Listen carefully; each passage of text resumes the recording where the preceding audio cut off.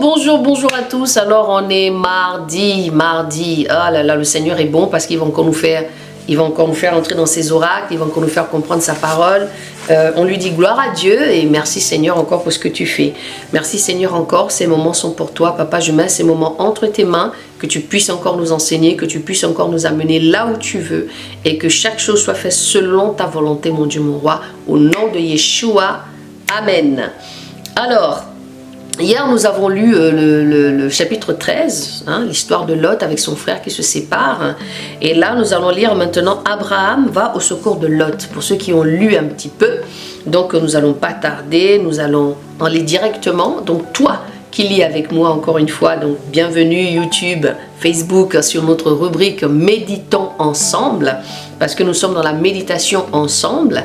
Donc ici, le slogan encore une fois, c'est aimer Jésus, la prière, lire la Bible, l'intimité avec le Seigneur. Ces trois points-là sont hyper importants. L'intimité avec le Seigneur. L'intimité avec le Seigneur. Prendre conscience du péché et prendre conscience de la mise à part. Je vous l'ai déjà expliqué hier, d'accord? Donc, nous allons lire. Alors, je lis la Bible. Abraham va au secours de Lot. Or, il arriva du temps d'Amraphel, roi de Shinir, d'Arjok, roi d'Elassar, de Kedorlaomer, roi d'Élam, et de Tidil, roi du Kojim, qu'ils firent la guerre contre Béra, roi de Sodome, et contre Birsha, roi de Gomorre, et contre Shinid, roi d'Abma, et contre Shimidber, roi de Tseboïm, et contre le roi de Béla, qui est Tsoar. Tous ceux-ci se joignirent dans la vallée de Sidim, qui est la mer Salée. Ils avaient été asservis 12 années à Kedorlaomer, et la 13e année, ils s'étaient révoltés.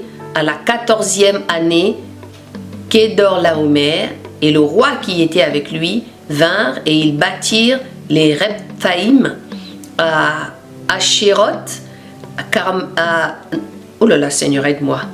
Ashéroth, Karmaïm, les Susim et Am, et les Émains à la plaine de Chavé, Kirchataïm, mon Dieu, et les Horiens dans leur montagne de Séhir, jusqu'aux chaînes de Paran, qui est près du désert. Puis ils retournèrent et vinrent à Mirshpa, qui est Kadès, et ils frappèrent tout le pays des Amalécites et les Amoréens qui habitaient dans Hatsatson Tamar. Alors le roi de Sodome, pardon Seigneur, le roi de Sodome, le roi de Gomorre, le roi d'Adma, le roi de Tseboïm et le roi de Béla qui est Tsoar sortirent et rangèrent leurs troupes contre eux dans la vallée de Sidim, c'est-à-dire contre Kedorlaomer, roi d'Élam, et contre Tidir, roi de Kojim, et contre Amraphel, roi de Shinir, et contre Arjok, roi d'Elassar, quatre rois contre 5. La vallée de Sidim était pleine de puits de bitume. Les rois de Sodome et de Gomorre s'enfuirent et y tombèrent, et le reste s'enfuit dans la montagne.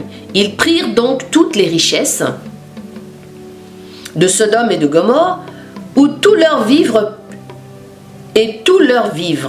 puis ils se retirèrent. Et ils prirent aussi Lot, fils du frère d'Abraham, qui habitait dans Sodome, et tous ses biens, puis ils s'en allèrent. Un fuyard vint avertir Abraham, l'Hébreu, qui demeurait dans les plaines de Mamré. L'Amoréen, frère d'Eshcol et frère d'Aner, qui avait fait alliance avec Abraham, dès qu'Abraham eut appris que son frère avait été amené prisonnier, il arma 318 de ses plus braves serviteurs, nés dans sa maison, et il poursuivit ces trois jusqu'à Dan. Et ayant divisé sa troupe, il se jeta sur eux de nuit, lui et ses serviteurs, et les battit et les poursuivit. Ah là là, c'était terrible. Jusqu'à Joba, qui est à la gauche de Damas. Et il ramena tous les biens qu'ils avaient pris. Il ramena aussi Lot, son frère, ses biens, les femmes et le peuple. Melchisédek, prêtre d'El Elyon, Dieu très haut. Et le roi de Sodome sortit à la rencontre d'Abraham. Melchisédek, le roi de Salem, celui qui n'a ni père ni mère. C'est la préfiguration de Yeshua. Ah là là. Et le roi de Sodome sortit à la rencontre d'Abraham, qui revenait vainqueur de Kédor-Laomer, et des rois qui étaient avec lui dans la vallée de la plaine, qui est la vallée royale. Melchisédek, roi de Salem, fils apportait du pain et du vin. Or, il était prêtre du Dieu très haut. Et il bénit Abraham en disant, béni soit Abraham, par le Dieu très haut, maître du ciel et de la terre. Par le Dieu très haut, maître du ciel et de la terre, loué soit le Dieu très haut, qui a livré tes ennemis entre tes mains. Et Abraham lui donna la dîme de tout. Et le roi de Sodome dit à Abraham, donne-moi les personnes et prends pour toi les richesses. Et Abraham répondit au roi de Sodome, je lève ma main vers Yahweh, le Dieu très haut, maître du ciel et de la terre, je ne prendrai rien de tout ce qui est à toi, même un fils, ni un cordon de soulier, ni un fil, ni un cordon de soulier, afin que tu ne dises point, j'ai enrichi Abraham. Sauf seulement ce que les jeunes gens ont mangé et la part des hommes qui sont venus avec moi. Aner et Eshcol et Mamré qui prendront leur part. Alléluia les bien-aimés. Je rends grâce à Dieu encore pour ce moment. J'espère que vous avez compris. Le but ici vraiment, vous savez ce que Dieu permet, c'est que nous puissions prendre conscience que la lecture, c'est hyper important. Lire la Bible, ça délivre en fait. Je vous ai fait un témoignage la dernière fois. Au début, quand je me suis convertie, le Seigneur m'a permis de pratiquer la délivrance aussi. Ah oui, vous savez, j'ai beaucoup eu d'expérience avec le Seigneur dans certaines choses que le Seigneur permet aujourd'hui que je puisse partager, que je puisse parler. Et ce que j'ai vécu était tellement fort.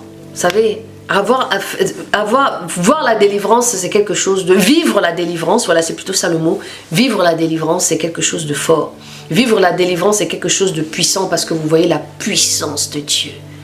Vous vous rendez compte en fait que ce que vous lisez là est vrai. Si aujourd'hui le Seigneur permet que nous lisons ensemble, c'est parce qu'il veut créer quelque chose dans le cœur de chacun. Parce qu'on ne peut pas continuer à se faire malmener. Moi, je prie pour tous ces hommes et ces femmes qui se font malmener. Je prie pour ces hommes et ces femmes qui sont sous des jougs. Je prie pour des hommes et des femmes qui n'ont pas encore compris que tout est dans la Bible. Quand vous faites un tour à 200 degrés, j'ai pas envie de dire à 190 ou 90 degrés, j'ai envie de dire quand vous faites un tour à 200 degrés, les bien-aimés, vous vous rendez compte un peu de ce qui se passe au jour d'aujourd'hui. Donc nous devons nous réveiller. Vous devez vous réveiller. Moi j'ai compris. J'ai compris moi. Ce n'est pas de l'orgueil. J'ai compris l'intérêt de la lecture. J'ai compris que je dois lire pour connaître le Dieu que je prie, le Dieu que je viens te présenter. Donc j'ai compris l'intérêt de prendre du temps de la méditation. Même si, voilà, des fois c'est pas évident, on baisse un peu, mais on doit prendre conscience que la lecture est hyper importante. Quand vous faites le tour à 390 degrés, j'ai rajouté 300 maintenant, 390 degrés, vous vous rendez compte qu'on a des frères et sœurs qui sont en train d'être avalés, c'est-à-dire on leur donne des comprimés sans même boire de l'eau. Si je parle de l'eau, c'est parce que c'est l'eau qui fait passer le comprimé. Il y a d'autres personnes qui boivent des comprimés sans pourtant boire de l'eau. C'est parce qu'ils ne vont pas lire. On leur raconte n'importe quoi. On leur dit que pour avoir la délivrance, il faut faire des pratiques, des choses qui n'ont rien à voir avec Jésus, qui n'ont rien à voir avec El Shaddai, qui n'ont rien à voir avec notre aile de gloire. Tout ça parce que les gens ne lisent pas. Beaucoup de choses se dressent ici et là parce que vous ne lisez pas. J'ai fait une campagne une fois où j'ai parlé que nous devons lire la Bible. Et je pense que cette campagne, je vais la relancer encore. Parce que là, on rentre encore en décembre. On rentre encore sur plein de choses qui vont encore se passer. Et on va encore nous sortir un espèce de petit Jésus qui sort de nulle part. Enfin bref. Et puis, on reprend le schéma. Mais depuis tout le temps, vous n'avez rien fait, vous n'avez pas cherché, vous n'avez pas fait les curieux. Soyez curieux pour les choses de Dieu. Ceci dit, je vais vous laisser avec cette réflexion.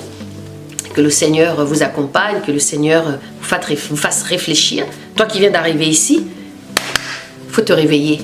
Il faut lire, parce que c'est là où notre Dieu se cache. Il est dans la lecture. Nous sommes les enfants. C'est le Dieu du livre, comme disent certains. Celui qui est allé sur le poteau, qui est mort pour toi. Le Seigneur te parle pour toi. Pour toi qui es en train de me regarder actuellement. Pour toi. Tout simplement pour toi. Sache que il veut que tu lises. Voilà. Sur ce, je vous laisse et je vous dis à jeudi. Par sa grâce ou comment les choses vont se passer. Voilà. Je vous dis à tantôt. Bonne lecture à tous. Et puis n'hésitez pas, vous avez ici, tout là-haut, un numéro de téléphone pour ceux qui sont sur Facebook et YouTube. Vous avez un mail. Donc vous pouvez partager vos témoignages. Vous pouvez m'écrire. Je réponds toujours à ceux qui m'envoient des messages. Donc, je vous dis à tantôt.